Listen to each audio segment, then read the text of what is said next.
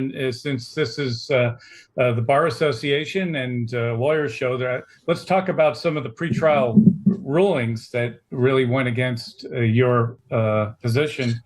Judge Schroeder precluded the prosecution from calling those that were shot victims, but he permitted the defense to call those who were shot to be looters and arsonists. And as you just mentioned, if they prove it.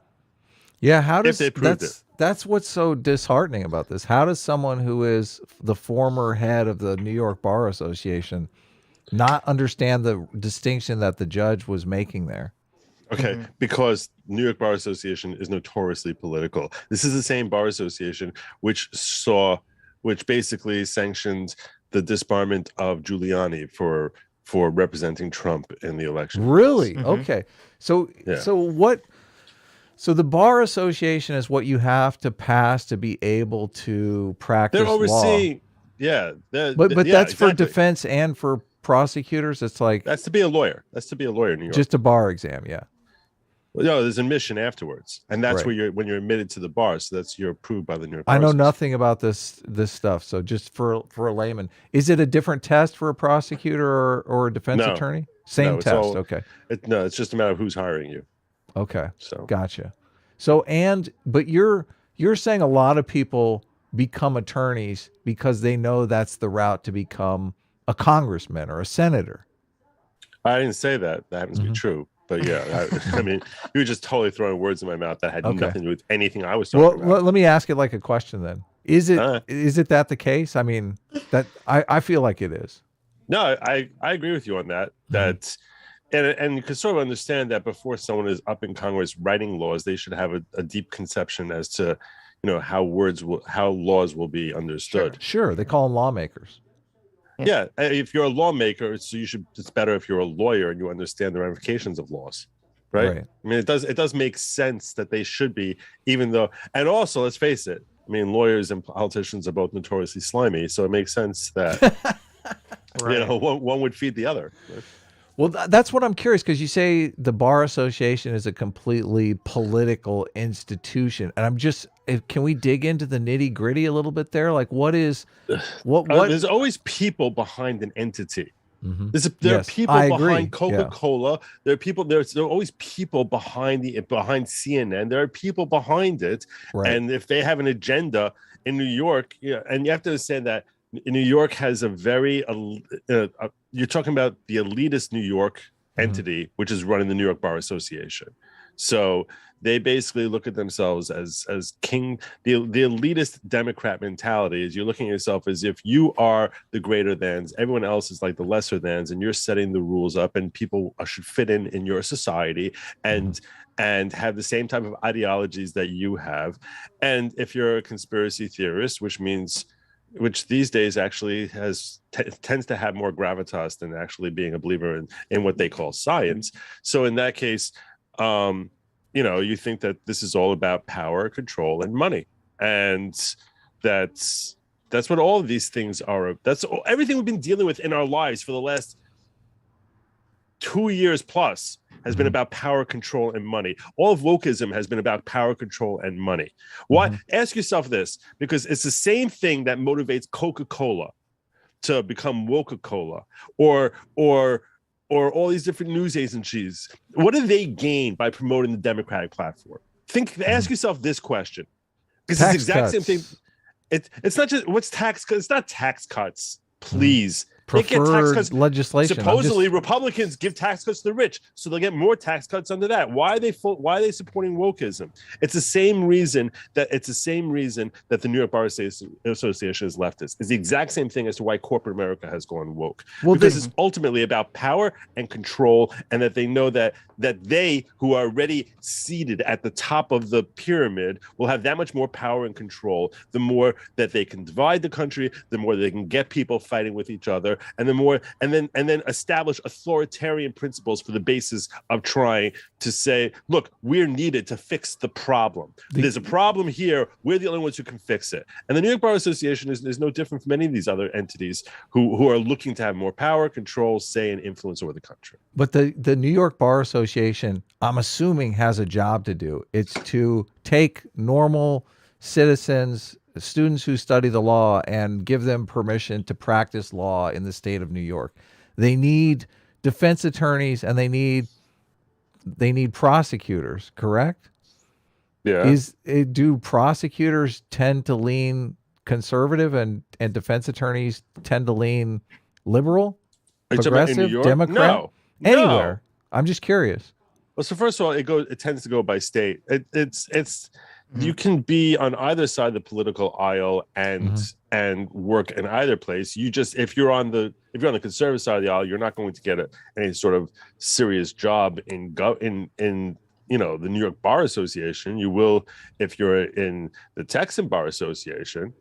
I'm just trying to figure out how the New York Bar Association is a political entity. Are you saying like somebody who might be a Trump supporter might fail the bar exam because of that? No, not fail the bar, but get appointed to prestigious positions in the New York Bar Association. That's clear. That's clear. It's just you can be admitted just as you can be Nick Fuentes. Mm-hmm. You could be like really genuinely alt-right, all the way out there, crazy.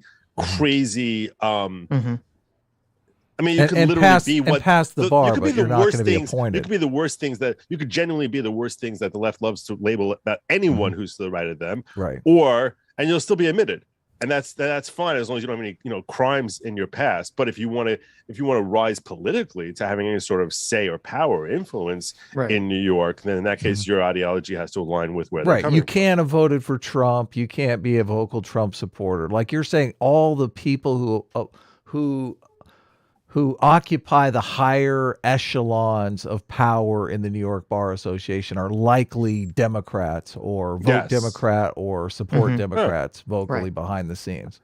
Right. Okay.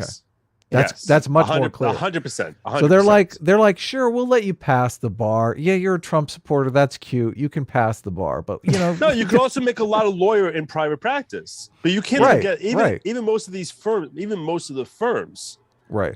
Tend to be like the big firms tend to be very strongly left leaning. Most of the big firms, the people running them are part of this whole liberal elitist persuasion. I think it's interesting from just a moral psychology perspective, and we talk about moral psychology a lot on the show, that Democrats and or more progressives and conservatives have a very different take on morality. They have a very different view of morality. And if you have an institution where, conservatives tend to buy more into, it's ironic because it's like an Eastern philosophy, but they buy into the law of karma. Like if you do the crime, you deserve the time. Like they want the scales of justice to be balanced, where liberals are progressivism. More. Progressives lean more towards the care, like, society did this to the person, and it's not their fault, it's society's fault. We need to let this person go. They're innocent like you said, they're innocent shoplifters, right? They just needed bread. They have this whole different narrative how they cast things. But it's interesting because you would think a prosecutor, that's the young progressives. That's the message they're That's selling. all progressives? No, I don't know. I'm saying is there are two different types of progressives. You have the elitists on top, and then you have the kids at the bottom who they're trying to convince of all this crap. In other words, you have your starry-eyed dreamers who are basically like, hey, if we had no jails and no laws, everyone would be good people. Like that's what they're trying to promote. Yeah. But the people at the top who are promoting progressivism, they don't believe any of the crap. They don't believe. You don't think so? You think Cenk Uygur really believes the BS that he's spewing on a nightly basis? Well, we did a show. I think he does. I think he's deranged. I think he believes all this. I think he does believe we live in a white supremacist society where the police are running around doing the bidding of the Republican Party. I don't think he does anymore.